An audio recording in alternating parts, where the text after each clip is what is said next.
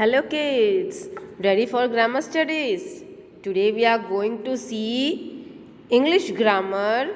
The chapter and the topic is picture composition. Now, what is this picture composition? Picture composition is to arrange different subjects and visual elements into a well-balanced and attractive form within the picture frame. Means what? In this picture composition, you will be given 4 to 5 pictures related to a story, and then we have to form a sequence wise story. Now we will see, I'll show you with 2 examples. First we will take the story of the hare and the tortoise.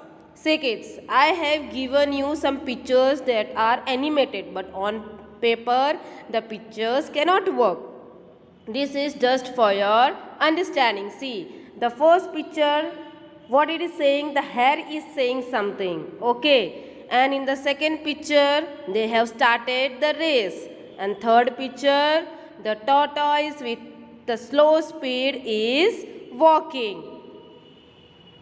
And in a meanwhile, hare wants to take a nap. That hare is sleeping. And at last, what happens when the hare is sleeping? The tortoise wins the race.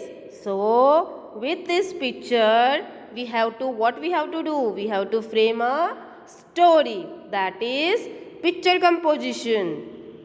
Now, the next topic we are taking, that is of the thirsty crow. See here kids, the pictures are given to you. You have to form the story related to the sequence of the picture. First you can see the crow is finding water. See, second is sitting on a tree. Third one, the crow is going here and there in search of water. Fourth one, the crow is continuously flying. Fifth and sixth, the crow saw a jug of water, but the water was very little. It could not drink the water. So an idea struck in the mind of crow, that is, he saw some pebbles, small stones near the jug.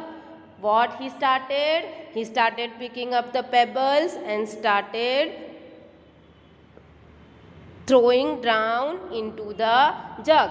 So as soon as the stones, the pebble, the crow started throwing down, the water level was coming up, and at last the crow drank the water happily. So in this way we have to write down a systematic picture composition with the pictures.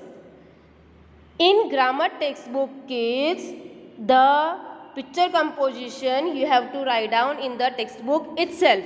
And of this thirsty crow, you have to write down the PDF which I am sending in your English notebook. So, this was all about kids' picture composition. Thank you. Take care.